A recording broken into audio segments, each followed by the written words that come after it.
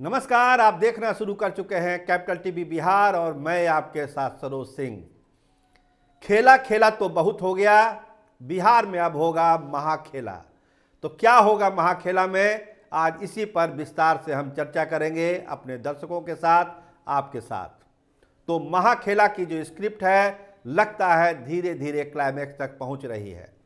आज सवेरे सवेरे भाई वीरेंद्र ने एक न्योता दिया नीतीश कुमार को कि आप छोड़िए बीजेपी का साथ और 3 तारीख को आइए महारैली में गांधी मैदान, तब रंग जमेगा, तब पता चलेगा बीजेपी को कि महागठबंधन की ताकत क्या है।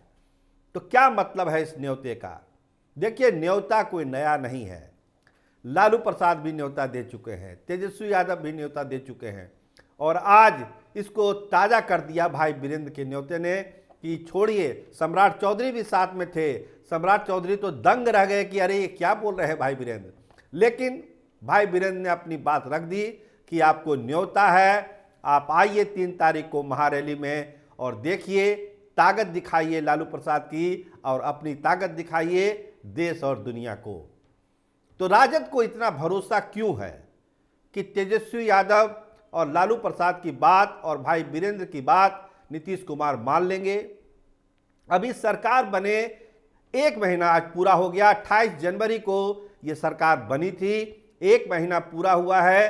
तो 1 महीने के अंदर गंगा में कितना पानी बह गया कि एक बार फिर पाला बदल की चर्चा सत्ता के गलियारों में होने लगी। क्या सही मायनों में इस खबर में, इस चर्चा में कोई दम है या फिर ये हल्की फल्की बातें हैं जो लोग कह रहे हैं? लेकिन जानकार बताते हैं कि अगर लालू प्रसाद, तेजस्वी यादव और भाई वीरेंद्र कोई न्योता अगर दे रहे हैं नीतीश कुमार को, तो इसके पीछे कहीं ना कहीं एक रची गई, गढ़ी हुई एक स्क्रिप्ट है जिस पर राजद अमल करना चाहता है। भाजपा की सत्ता आरजेडी किसी मायने में स्वीकार करने के लिए तैयार नहीं है। उसके लिए वो कोई भी कुर्बानी देने के लिए तैयार है और राजद ने पिछले दफा कुर्बानी दी भी थी। सबसे बड़ा दल राष्ट्रीय जनता दल फिर भी मुख्यमंत्री माना नीतीश कुमार को, और जिस तरह से नीतीश कुमार अलग हुए हैं उससे आरजेडी को लगता है कि गलती एक बार हो गई, क्या दोबारा गलती करना चाहिए? लेकिन जब बात आ जाती है भाजपा की तो सारे तर्क वितर्क रखे रह जाते हैं और होता है नहीं, पहले भाजपा को रोकना है, बाकी बातें हम लोग बाद में कर लेंगे। तो 1 महीने के अंदर राजद जोर लगा रहा है कि एक बार फिर से पाला बदला जाए, नीतीश कुमार को कहा जाए, उनको मनाया जाए। तो इसके पीछे कुछ बातें हैं जिसका डिस्कशन होना जरूरी है। जानकार कहते हैं, हमारी भी अपनी समझ है कि आखिर नीतीश कुमार ने 28 जनवरी को जो सरकार बनाई उसका कारण क्या था? 2/3 बहुमत वाली सरकार से अलग होकर एक बहुत ही थीन मेजॉरिटी वाली सरकार को बनाना, जिसमें 4-5 विधायक इधर उधर हो जाए तो सरकार गिर सकती है, उस गठबंधन में आने की क्या मजबूरी थी? और सबसे बड़ी बात, जो एक तीसरे नंबर की पार्टी का एक जो दर्द नीतीश कुमार के दिल में है, उस दर्द को निकालने के लिए उन्होंने क्या किया, उसके लिए क्या एफर्ट है? ये कुछ सवाल हैं जो इस सवाल का जवाब है कि पाला बदल क्यों होने वाला है 1 महीने के अंदर। 1 महीने में ऐसा क्या क्या हो गया? क्योंकि नीतीश कुमार को इन तीनों सवालों का जवाब देना है कि क्यों आपने ऐसा किया, और उसी का जवाब ढूंढने की कोशिश नीतीश कुमार भी कर रहे हैं कि इन तीनों सवालों का जवाब दिया जाए। देखिए, विधानसभा भंग करने की कई बार चर्चा होती है। तेजस्वी यादव ने भी कहा कि विधानसभा भंग करना चाहते हैं नीतीश कुमार। तो इसमें रोड़ा क्या है, पहले जानिए कि भंग क्यों करना चाहते हैं। कई बार चर्चा हो चुकी है, एक बार फिर बता देते हैं हम कि जो तीसरे नंबर की पार्टी है जनता दल यूनाइटेड, उसको 1 नंबर या 2 नंबर की पार्टी बनानी है। तो ये कैसे होगा?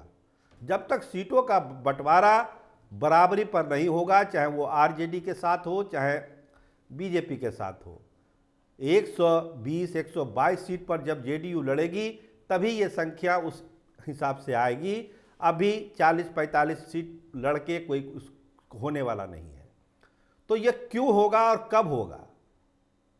तो क्यों का सवाल जवाब तो हो गया, कब होगा इस पर नीतीश कुमार का एकदम क्लियर कट कंसेप्ट है, क्योंकि वो भी जानते हैं, राजनीति के मजे हुए खिलाड़ी वो भी हैं, कि एक बार लोकसभा चुनाव हो गया उसके बाद उनकी बार्गेनिंग ताकत खत्म हो जाएगी। तब वो चाहकर भी बराबरी का सौदा ना आरजेडी से कर सकते हैं और ना बीजेपी से कर सकते हैं। तो उससे पहले ही का समय है। देखिए, बजट सत्र खत्म होने वाला है और उनके पास समय बहुत कम है, क्योंकि चुनाव की घोषणा भी होने वाली है। तो एक लिमिटेड समय में ही सारे फैसले लेने हैं। इसलिए देख रहे हैं कि बिहार में पॉलिटिकल एक्टिविटीज अचानक तेज हो गई है। कल भी एक पाला बदल हो गया, आरजेडी के विधायक चले गए बीजेपी में, कांग्रेस के विधायक बीजेपी में चले गए। अभी कहा जा रहा है कि और बड़ी टूट होने वाली है। तो बीजेपी अपनी लाइन ले रही है। बीजेपी चाहती है कि वो इस स्थिति में पहुंचे कि अगर कुछ इधर उधर भी हुआ तो अपने बलबूते बिहार में वो अपनी सरकार बना ले।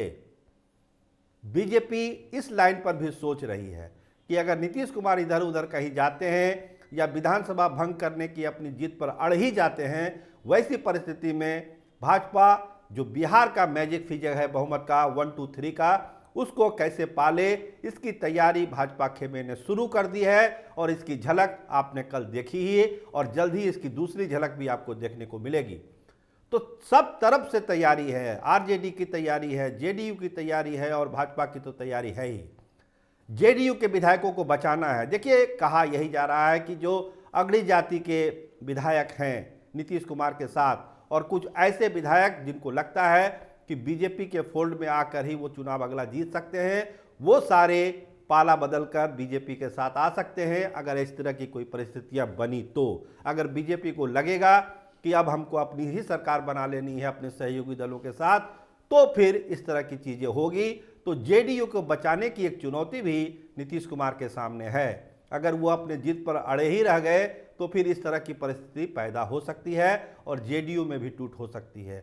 अभी फिलहाल सारा फोकस बीजेपी का आरजेडी और कांग्रेस पर है कि इसको जितना चाहे कमज़ोर करना है इसको कमज़ोर करिए, जो भी करना पड़े उसके लिए करिए, लेकिन इसको तोड़िए, कमज़ोर करिए आरजेडी को और कांग्रेस को। तभी बीजेपी बिहार में एक मजबूत सरकार बना सकती है। बीजेपी चाहती है कि अभी विधानसभा भंग ना हो, चली सरकार, अभी लगभग 2 साल का वक्त है इस विधानसभा का, इसको पूरा कराया जाए।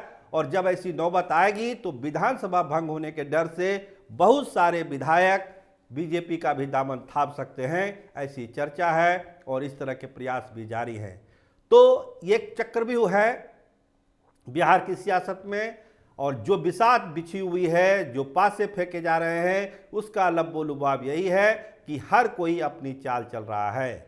गठबंधन में कोई अब न मर्यादा है न कोई विचारधारा है, बस अपनी स्वार्थ की राजनीति है। जिसका स्वार्थ जिस चीज़ में सध रहा है वो वही कदम उठा रहा है। चाहे नीतीश कुमार अपनी सरकार बनाते हैं, चाहे आरजेडी कोई न्योता देते हैं नीतीश कुमार को 3 तारीख की महागठबंधन की रैली में आने के लिए, या बीजेपी जो पाला बदल करा रही है, या नीतीश कुमार के साथ जो उसका गठबंधन हुआ था, वो सब अपने अपने हित के लिए है। बिहार का क्या है ये तो आप समझ ही रहे हैं, लेकिन पॉलिटिकल पार्टी अपनी सर्वाइवर के लिए, और लोकसभा की जो 40 सीटें दांव पर लगी हुई है और 11 सीटें विधान परिषद की भी आप जोड़ लीजिए, वो जो दांव पर है, उसके लिए बिहार में अभी सियासत की गहमा गहमी, रगड़ा रगड़ी और भी तेज होने वाली है। आप देखते जाइए कि किस तरह से बिहार की सियासत अभी पूरे देश में छाने वाली है, और देखते रहिए कैपिटल टीवी बिहार भी, ताकि पल पल की राजनीतिक गतिविधियां आपको मिलते रहे। आप देखते रहिए। आपका बहुत बहुत धन्यवाद, आपका बहुत बहुत शुक्रिया।